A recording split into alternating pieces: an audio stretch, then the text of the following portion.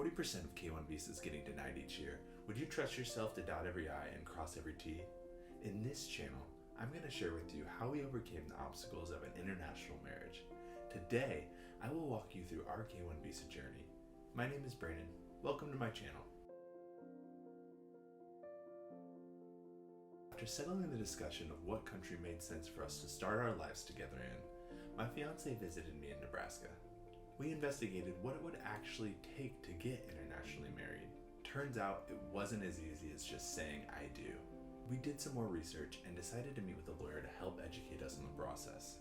We met with the lawyer who walked us through the K-1 visa process step by step. Then after, he leaned over the conference room table and said, "You know, you could just go down to the courthouse and get married, and we could save you a lot of money here on the process."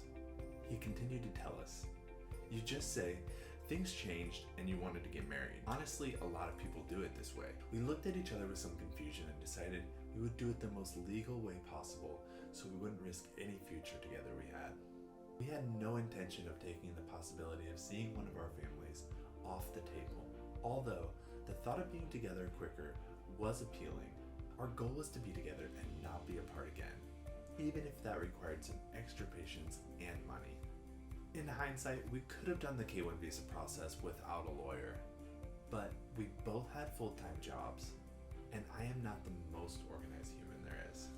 So we gave the lawyer the deposit and started the paperwork right away. To be honest, our lawyer didn't communicate especially well with us, and it was kind of like pulling teeth to get questions answered and status updates. But I do believe that working with the lawyer was one of the reasons why our petition got approved as quickly as it did. Plus, he caught a mistake that I made on a form, so he saved us both time and money. With the stress we were having with our long-distance relationship, it was nice knowing that we had an organized professional there in between us and the government processing our documents. Now, even though I say it got approved quickly, this was still an 8 to 9 month process. And once we filed the K-1 visa, she couldn't visit me until it was completed. Also, I was trying to save money for wedding-related expenses, so I couldn't visit her either. During the long-distance part of our relationship, it was more difficult than either of us could have imagined.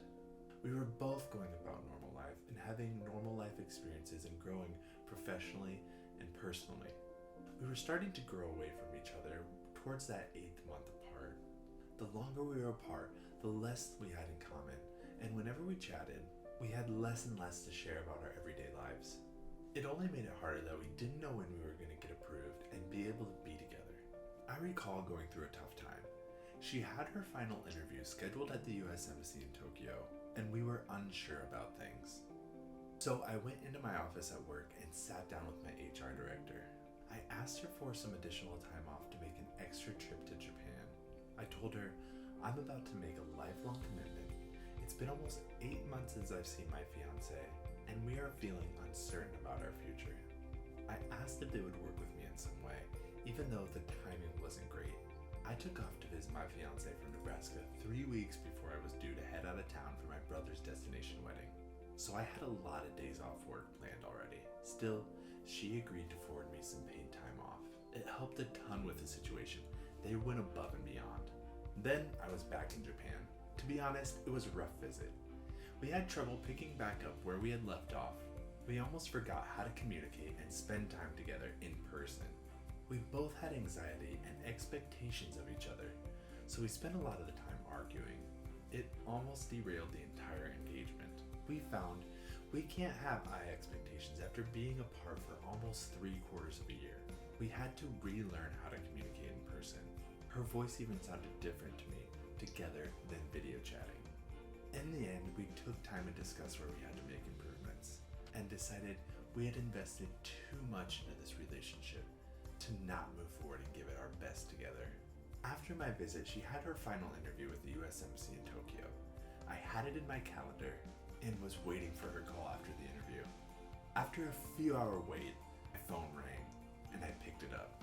The first thing I heard was my fiance sobbing. "We got denied," she told me. She had spent a year in Australia during high school as a foreign exchange student, and the embassy requested the official police record from Australia, just to make sure she didn't commit any crimes when she was over there. We were scared and frustrated, but decided to try and fix the situation. She luckily figured it out quickly and requested the documents from Australia. This was such a stress on the process, especially for her. To navigate getting the documents the embassy wanted, then rescheduling the final visa interview in hopes of getting approved finally. I stayed up into the middle of the night in America to hear from her. When she finally called and said, "We got approved," we were so excited and thrilled to be together and move forward. Now, the 90-day countdown started to get married and sign the rest of the papers. The K1 visa got approved much quicker than we had anticipated. And when approved, you have just 90 days to get into the United States and get married. I booked a flight back to Japan literally a month or so after I was just there to help her move to the States. This time we were both excited and nervous to begin our lives together in one place.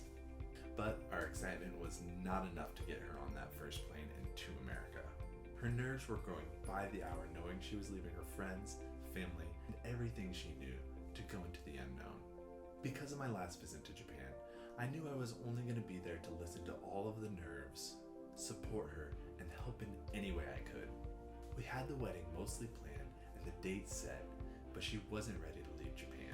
We were told it could be 16 months to 2 years to get approved, so it was a shock that we got it back that quickly. I ended up going back to America alone, and she booked a separate one-way ticket to America. Not gonna lie, I was a little frustrated and felt really defeated, but I knew the only thing I could do was support her in her decision. Honestly, I was still doubting that she would come. Thankfully, she arrived in Nebraska on her next scheduled flight. Then it was an all-out rush to finalize our wedding plans within 2 weeks. We even realized I made a mistake in my haste to get the wedding invitations out. I got a text a week or so before the wedding asking what day the wedding was. Oops, I had forgotten to put the date on our wedding invites.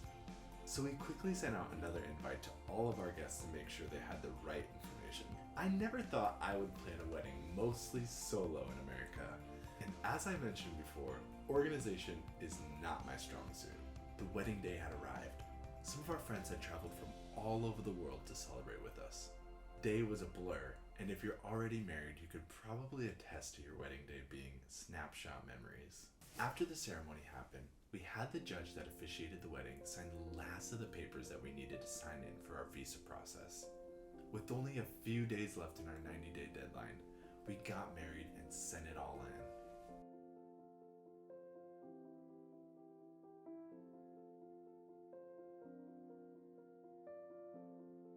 From living continents apart to navigating the complexities of the visa process, we faced obstacles that tested our commitment and our communication as a couple.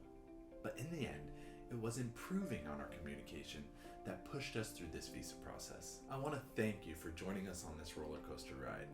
I hope our experiences inspire you to face challenges with determination and to enjoy the journey along the way.